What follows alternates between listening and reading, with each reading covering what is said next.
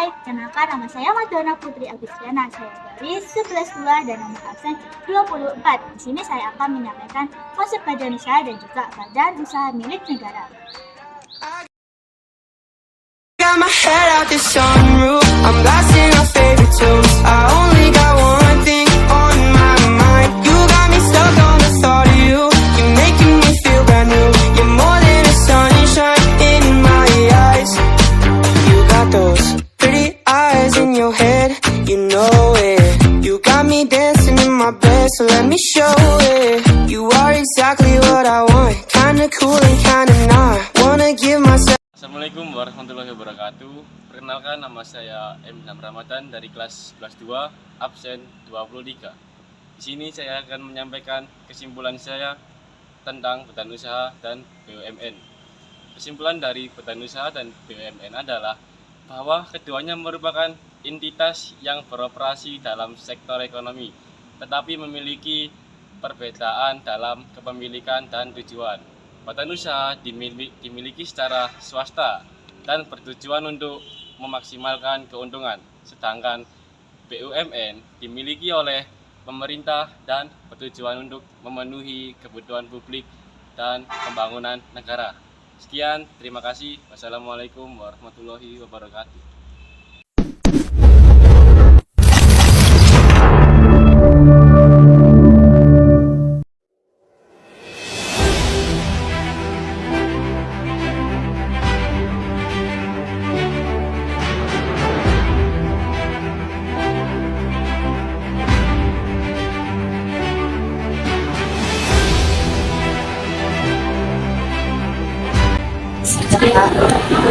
Assalamualaikum warahmatullahi wabarakatuh. Perkenalkan, saya Muhammad Raka, absen 25. Perkenalkan, nama saya Nadia Putri Syafitri, absen 26. Perkenalkan, nama saya Nurhara Aulia dari absen 27. Guess I should take it as a sign. I'm feeling lonely. Oh, I wish I found a lover that could hold me. Now I'm crying in my room, so skeptical of this, but still I want it more, more, more. I give a second chance, I can't pay, but now what you feel is still. BUMD adalah sebagian badan usaha yang modalnya dimiliki oleh daerah. Bentuk BUMD dibagi menjadi dua bagian, yaitu ada perusahaan umum daerah dan perusahaan perseroan daerah. Perusahaan umum daerah. Perusahaan umum daerah adalah badan usaha milik daerah yang modalnya merupakan kekayaan daerah yang dipisahkan dan pendiriannya dibentuk dengan peraturan daerah. Kemudian ada perusahaan perseroan daerah. Perusahaan perseroan daerah merupakan perseroan terbatas yang modalnya terbagi dalam saham yang seluruhnya atau paling sedikit adalah 51%. Tujuan pembentukan BUMD untuk ikut serta melaksanakan pembangunan ekonomi nasional pada umumnya dan pembangunan pada daerah pada khususnya. Nah, ini sebagai macam contoh dari BUMD. Beberapa hal yang mendasari pendirian BUMD yaitu ada 3. Yang pertama, alasan strategis. Yang kedua, alasan ekonomis. Yang ketiga, alasan budget. Ciri-ciri BUMD. Yang pertama, pemerintah yang memegang hak atas seluruh kekayaan serta usaha sehingga memiliki kekuasaan yang absolut. Yang kedua, pengelolaan BUMD mengikuti prinsip kelaziman usaha. Dan yang ketiga, BUMD merupakan salah satu penyumbang kas daerah serta negara. Dan kekurangan BUMD, kelebihan pertama, seluruh keuntungan yang didapat BUMD menjadi keuntungan daerah. Kedua, merupakan sarana dalam melaksanakan pembangunan daerah. Yang ketiga, modal BUMD berasal dari kekayaan daerah yang sudah dipisahkan. Kekurangannya yaitu pertama, pengelolaan BUMD ditentukan oleh kemauan keuangan daerah. Kedua, pengelolaan BUMD kurang efisien sehingga mengakibatkan kerugian.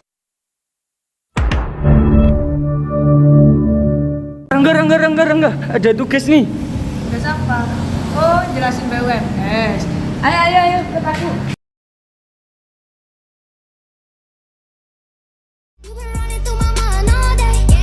You've been running through my mind all day. You've been running through my mind all day. You've been running through my mind all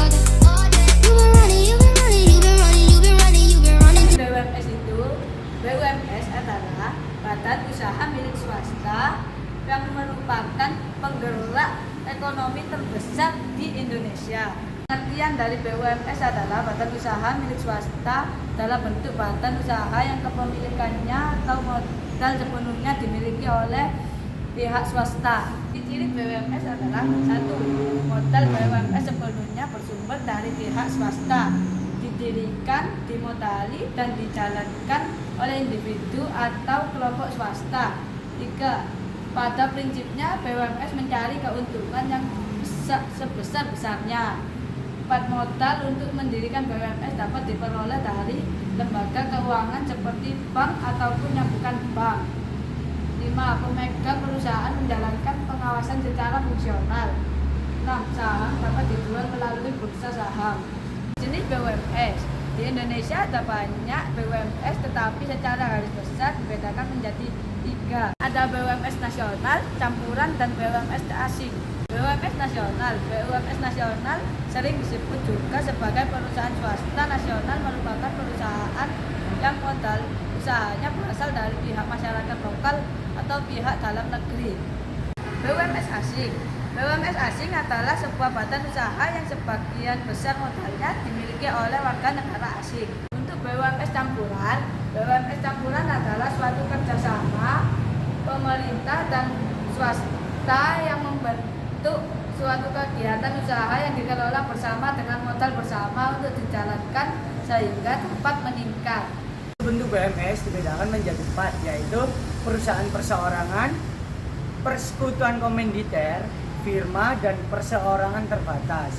Nah, yang pertama, perusahaan perseorangan. Perusahaan perseorangan merupakan bentuk badan usaha yang dimiliki atau dikelola dan dipimpin oleh orang perseorangan atau seorang pengusaha dengan bertanggung jawab. Nah, yang kedua yaitu firma. Firma merupakan persekutuan antara 2 orang atau lebih yang menjalankan perusahaan dengan menggunakan nama bersama. 3. Persekutuan komanditer. Persekutuan komanditer atau yang lebih sering disebut dengan CV merupakan persekutuan 2 orang atau lebih untuk mendirikan usaha. Nah, yang keempat, perseroan terbatas. Badan usaha yang modalnya terbagi atas saham-saham dan tanggung jawab perseru pemegang saham terbatas pada jumlah saham yang dimiliki.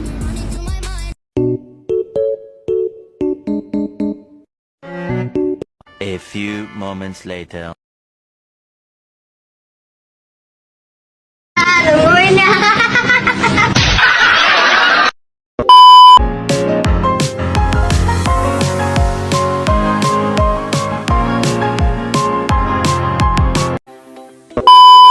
Sebenarnya bagaimana bisa terbentuk koperasi? Secara koperasi Indonesia lahir dari sistem kapitalisme yang menyengsarakan kehidupan rakyat, adanya penderitaan dan kemiskinan, mendorong seseorang bernama Arya Widya Atmaja yang berasal dari Purwokerto untuk mendirikan koperasi simpan pinjam, mengadopsi sistem yang berkembang di Jerman dan dibantu oleh the World Bank, Roosevelt, seorang asisten presiden Belanda. Tetapi regulasi pemerintahan Belanda saat itu tidak mengizinkan berdirinya koperasi di Indonesia. Maka bentuk koperasi ini menjadi bank pertolongan.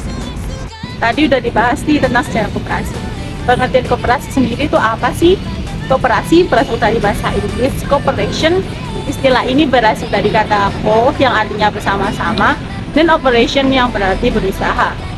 Menurut Undang-Undang Nomor 25 Tahun 1992 tentang perkoperasian pada pasal 1 adalah badan usaha yang beranggotakan orang-orang atau badan hukum koperasi dengan melandaskan kegiatannya berdasarkan prinsip koperasi sekaligus sebagai gerakan ekonomi rakyat yang berdasarkan atas asas kekeluargaan.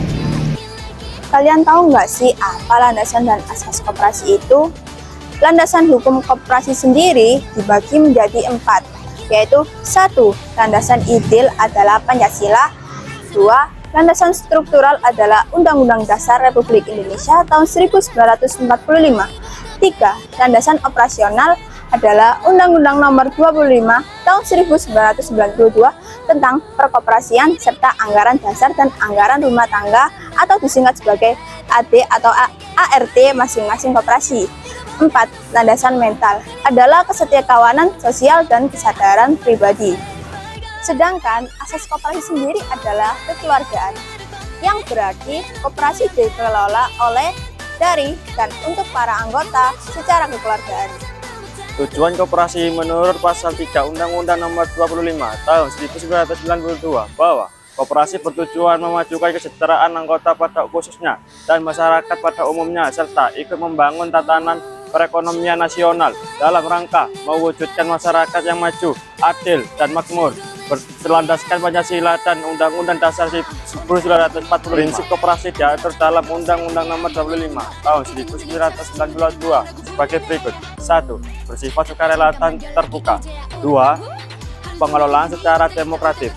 3. Pembagian SHU dilakukan secara adil sebanding dengan besarnya jasa masing-masing anggota. 4. Pemberian balas jasa yang terbatas terhadap modal. 5. Kemandirian. Excuse me.